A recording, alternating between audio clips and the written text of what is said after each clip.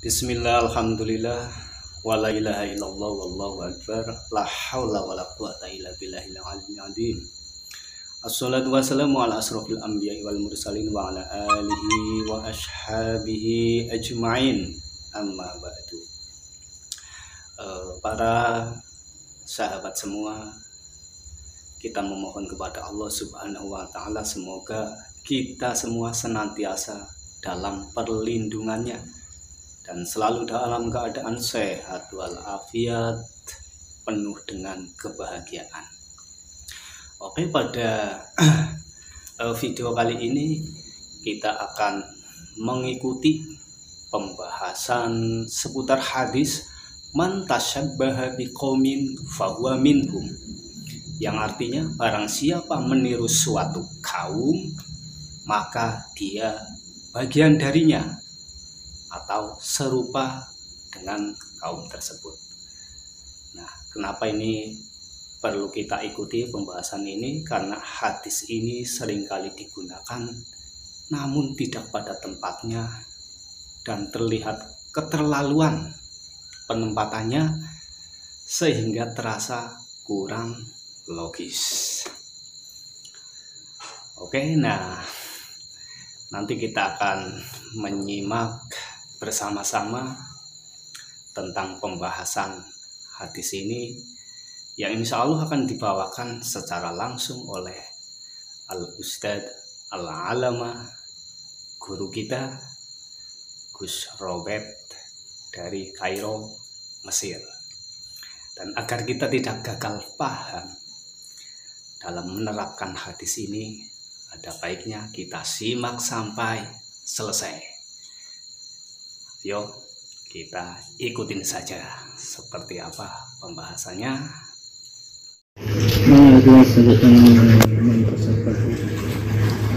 Bismillahirrahmanirrahim. Kan ini makna hadis man tasabbaha biqaumin fahuwa minhum ya. Pertama, makna hadis asyarif ana man tasabbaha bisolihin wa huwa min atba'ihim. Kebanyakan dari makna hadis ini ku bermakna ini sih.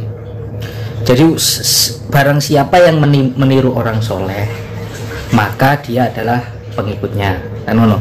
Yukromu kama yukromun, maka mereka akan dimuliakan seperti mereka.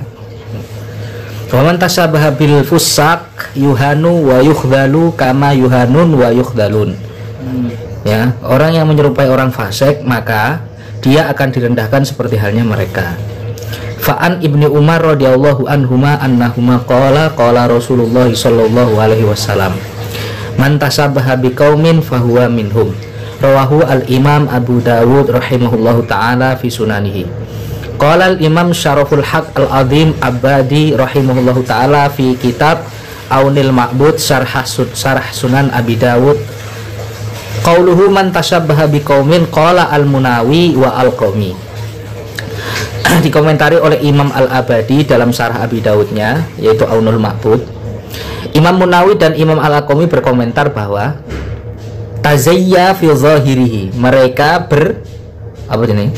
berhias, ya, bizayyihim, dengan hiasan mereka, wasaro bisirotihim, dan mereka berlaku seperti perilaku mereka, wahadiyihim fi malbasihim, dan mereka mengikuti. Maksudnya hadiyihim di sini, ya, hadiyihim itu mengikuti kalau di sini, dalam di baju mereka, wabatu af'alihim. Jadi menurut Imam Al-Qami maksudnya tasabbah itu pertama dia berhias secara zahir dengan hiasan mereka. Dan wawu iku ji hukumnya mutlaqul jam'i. Jadi kudu. Misalnya aku ngomong Zaidun wa Amr, misalnya dorobtu Zaidan wa Amron, berarti Zaidan wa Amron itu kena dorobtu kabeh, kena doroba kabeh. Nah, maka sing diarani tasabuh ning kene selain tuzayyu fi dhahirihi, berhias secara zahirnya, dia harus berperilaku seperti perilaku mereka dan menggunakan baju mereka dan sebagian pekerjaan mereka. Kalau menurut Imam Al-Abadi. Berarti nate dari retok gak? cacat berarti. Ya bukan cacat, ya, itu tidak termasuk ini gitu loh. Ya tasabuh tapi tidak termasuk tasabuh yang ini, ngono loh. Kalau hadis ini ngono, Mas. Hah? Kasih dimaksud karo hadis iki kan tasabuh. Iya, iya, maksudnya begitu. Lah, terus waqala al-Qari, mula Qari ini al-Hanafi, aiman syabbaha nafsahu bil kufar masalan minal libas. Kalau menurut Imam Mulaqori yang dinamakan tasabuh ini adalah man syabbaha nafsahu ya. Bil kufar masalan. Contohnya kalau ada orang yang meniru dia, meniru orang kafir ya. Orang itu meniru orang kafir secara hakikat. Hakikat dia memang meniru orang kafir masalan minal libas wa ghairihi. Au bil fusaq, awil fujjar, au bi ahli tasawuf wassulaha. Entah itu yang ditiru orang kafir atau selain kafir atau fasik atau orang yang apa namanya? Fujjar itu orang yang jelek lah. Atau orang ahli tasawuf atau orang soleh. Al abror fahuwa minhum ay fil ithmi wal khair. Jadi kalau mereka meniru orang kafir, maka dia mendapatkan dosa orang kafir. Gitu. Kalau dia meniru ahli tasawuf, maka dia mendapatkan ganjaran seperti halnya orang tasawuf tersebut. Terus qala al-Alqami menurut Mulaqori man tasabbaha bisolihin yang tadi loh. Nah itu yukromu kama yukromun wa man tasabbaha ila akhirih. Terus wa qala al-Imam al-Munawi rahimahullahu taala fi Faidul Qadir man tasqauluhu man tasabbaha biqaumin ay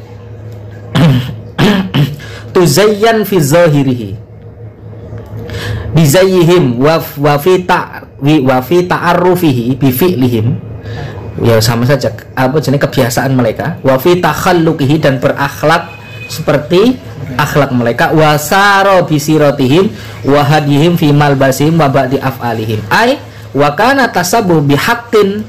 Nah ini loh, kalau qad tabaqa fihi az-zahiru al-batina, berarti bukan hanya zahir saja tapi wal batina. Jadi yang dinamakan tasabuh bisa dihukumi sama dengan mereka, benar-benar sama itu ketika qad tabaqa fihi az-zahiru al-batina.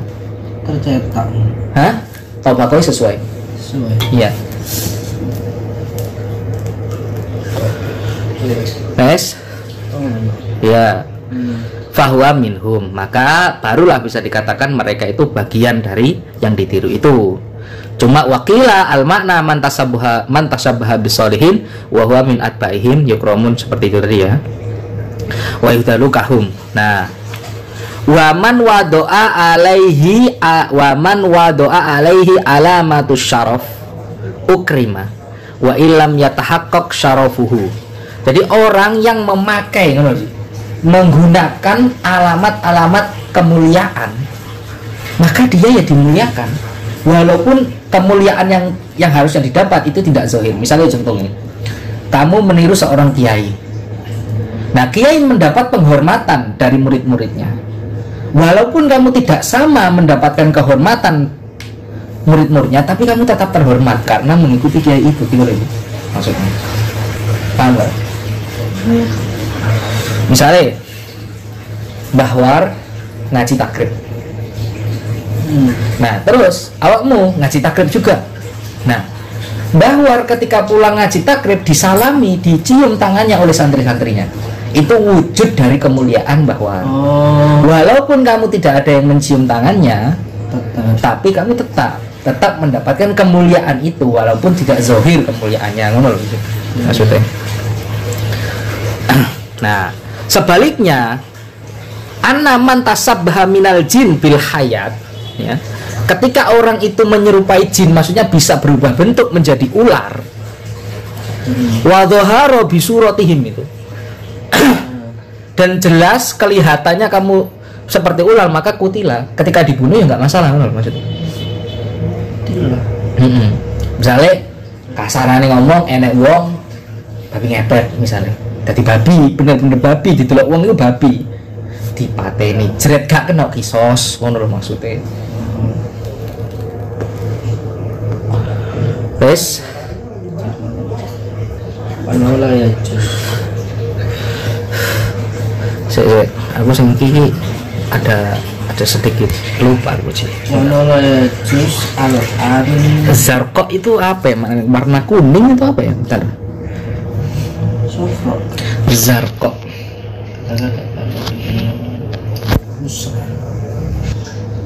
Nah, maka wa annahu la yajuzu al-an labsul imamah zarqo, maka tidak boleh memakai imamah berwarna biru atau berwarna kuning karena ada tasabuhnya dengan kaza dzakarahu Ibnu Ruslan.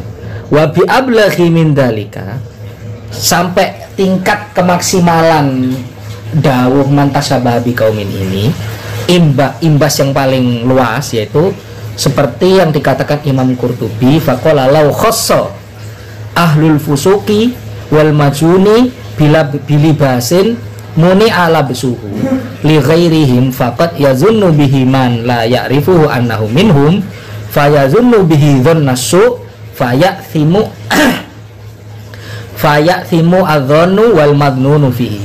Kalau seumpama ada pakaian khusus oleh orang fasik ya, dan orang fasik intinya baju yang mana menjadi baju identitas mereka, jadi tidak boleh dipakai oleh orang selainnya gitu loh, kayak pastor kan punya baju alma mater khusus nih.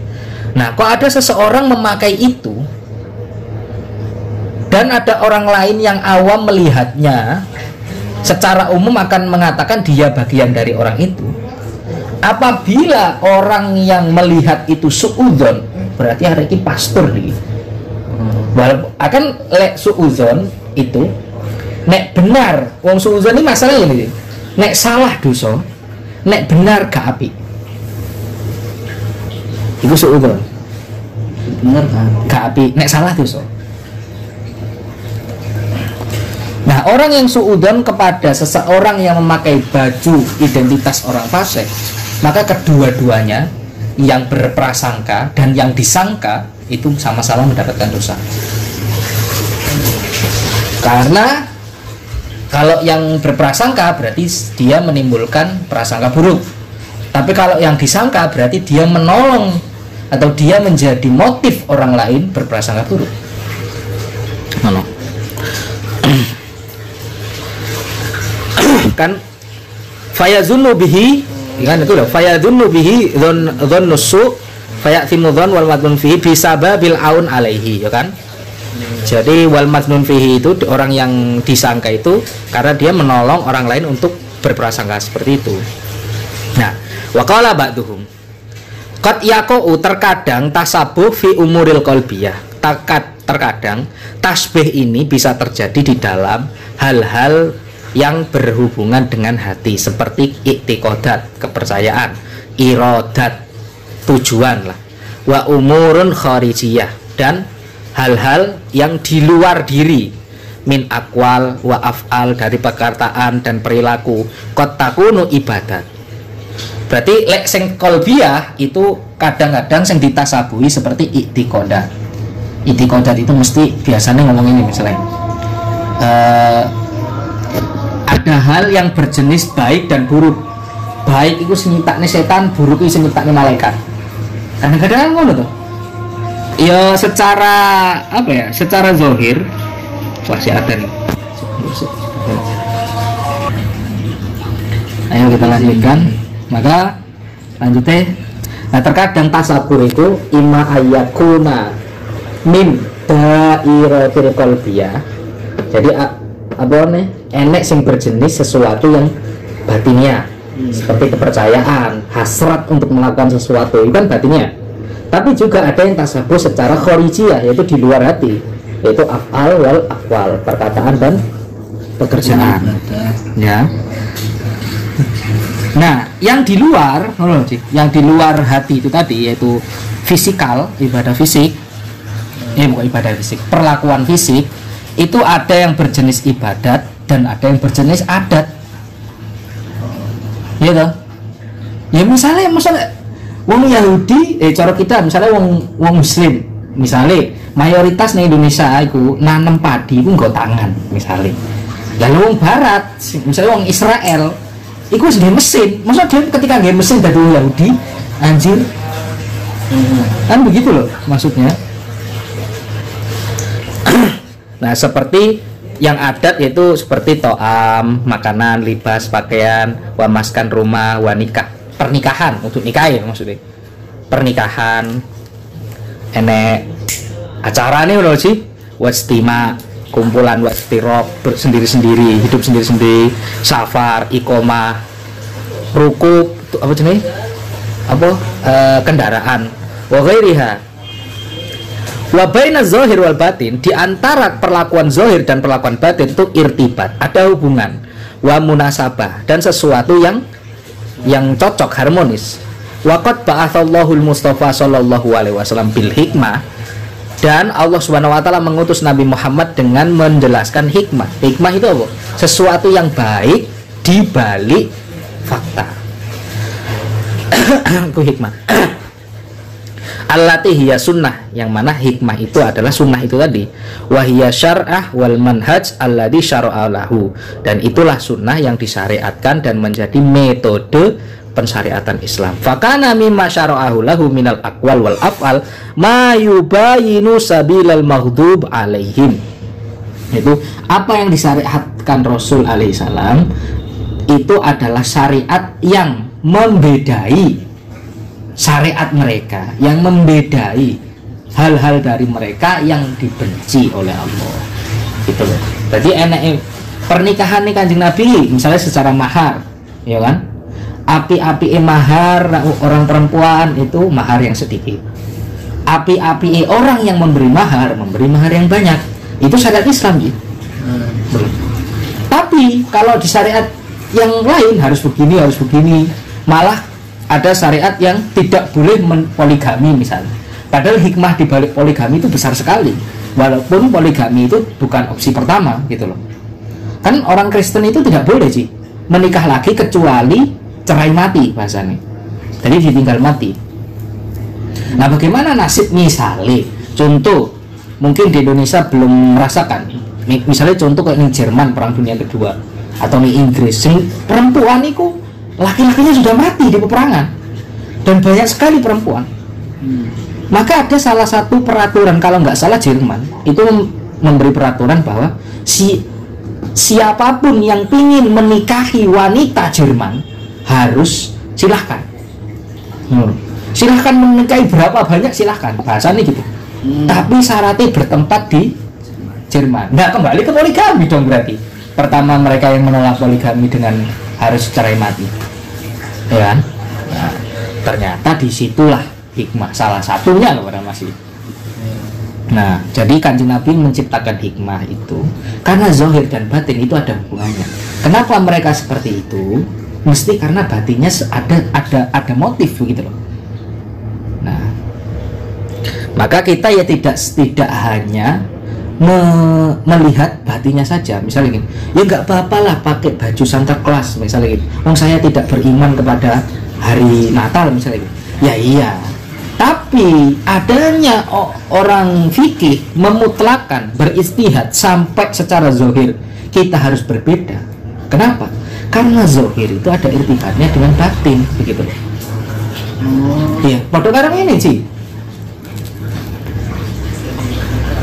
Kalau secara usul fikih mengatakan ini, orang pokoknya hilang akal, akalnya tidak bisa dikendalikan dengan motif apapun, itu dia tidak terkena taklif, ya kan? Dia tidak terkena tuntutan hukum Islam, ya enggak? Permasalahannya saiki. Nah, kalau orangnya mabuk, kalau dalam usul fikih ya tidak terkena taklif orang mabuk itu. Nah, cuma mabuk itu secara praktek, nah ini urusannya fikih, bukan usul fikih. Secara praktek, itu aneh loro sih, ya kan? Ada mabuk secara ta'addi, secara kosdu, dan ada secara nisyan atau tidak tahu. Seperti orang minum air ternyata spiritus atau ternyata bir, atau ternyata vodka, setelah diminum dia mabuk. Nah, kalau orang yang tidak sengaja maka dia tidak terkena taklif. Tapi kalau orangnya sengaja maka terkena taklif. Nah, urusan fikih sih. Nah, maka ada istilah ikhtiyat di dalam fikih. Makanya orang memakai kayak misalnya awakmu, jangan seperti itu mas, kayak orang Yahudi misalnya begitu loh. Itu ada hukum itu gitu loh sih. Karena kalau di track hukum fikihnya secara sejarah, seperti kata Habib Ali Al-Jufri itu, kenapa orang tidak boleh mengucapkan tahniah li a'yad ghairil muslimin, memberikan selamat kepada hari besar non muslim, kenapa tidak boleh dulu? Karena zaman dulu itu orang memberikan tahniah, memberikan selamat itu sama dengan meyakini kalau itu benar. Itu yang umum dulu begitu gitu. Maka ada hukum itu. Nah sekarang sudah berbeda lagi, menurut sih. Malah sekarang mungkin orang tidak tahu hubungan orang Kristen asli, hubungan antara adanya Santa dengan agamanya itu apa. Yang penting liburan aja Christmas ya kan, kurang mesti ngerti. Nah maka dari itu ya kan, ini sih tasabah batinnya apa cuy? Keyakinan sih, keyakinan seperti kayak aku mau loh. Orang musyrikin itu mempercayai ada Tuhan baik, Tuhan jelek. Tuhan baik membuat sesuatu yang baik. Kalau bahasa di film-film, kejahatan itu datang dari setan, yang menciptakan setan. Kebaikan itu yang menciptakan malaikat. Nah itu kesan salah kepercayaan seperti itu. Iya. Soalnya orang sing mercayai ya kamu. Ya kan sebatas kata-kata ini, contohnya gak lading. Dengan ladingnya dideleh. Engkau diterus nih setan. Biasanya kan ada ngomong kan. Nanti setan memotif kita untuk membunuh. Itu omongan seperti itu bisa saja maksudnya kan, mengatakan bahwa setan yang menciptakan kematian kan gitu tuh sih maksudnya sih. Walaupun tidak seperti itu prakteknya. Cuma ini contoh secara kalam yang berhubungan dengan keyakinan gitu loh maksudnya. Paham nggak?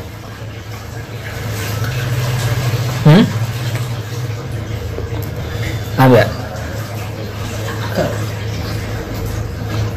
Bingung ini tasawuf kolbian.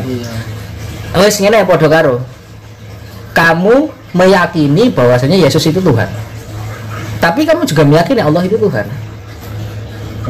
Jadi beberapa keyakinan kamu campurkan kepada keyakinanmu gitu loh. Itu namanya tasawuf fil i'tiqadat, serupa dengan keyakinan.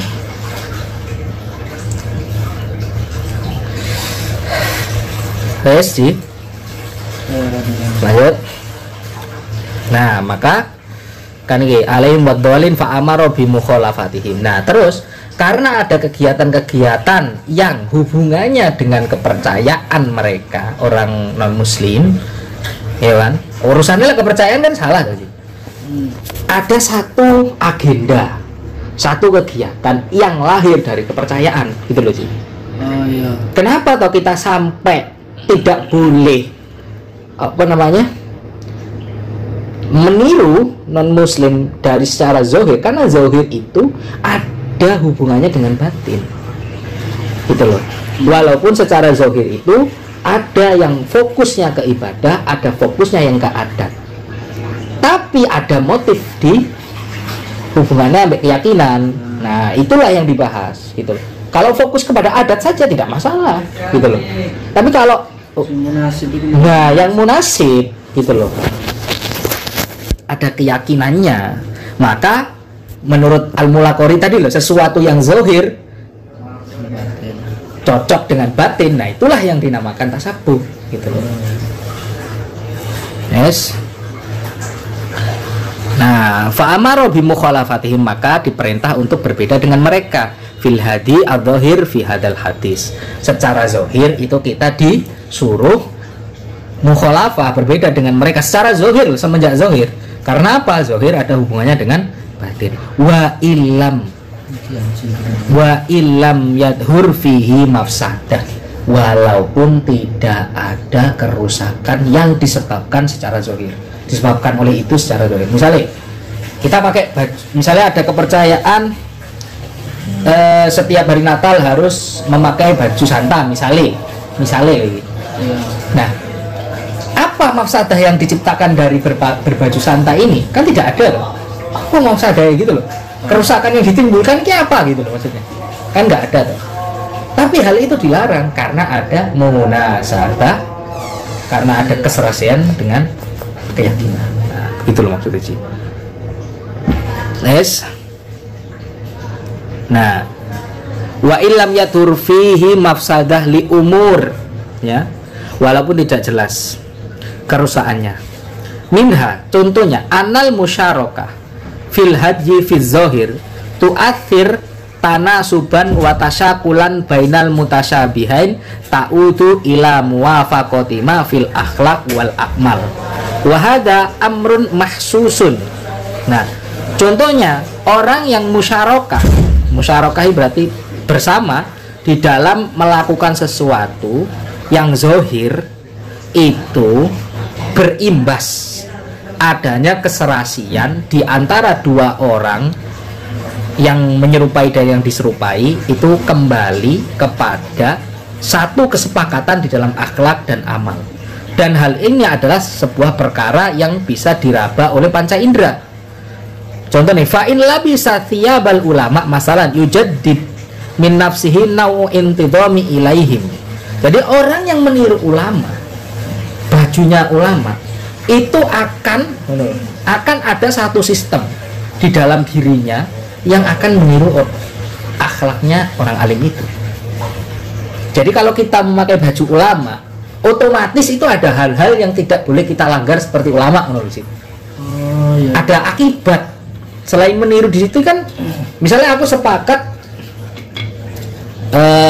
kamu memakai serban, aku memakai serban. Misalnya kamu ulama. Nah, ketika aku memakai serban, sesuatu yang dilarang oleh ulama, maka kita ya otomatis gitu loh. Akan juga ada satu sistem yang harus kita sepakati gitu loh. Hah? Dohir wafatin kan? Iya. Iya. Adat lah.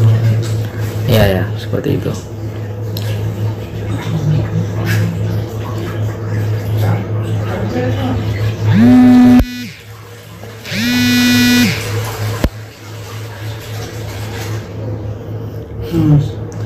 Terus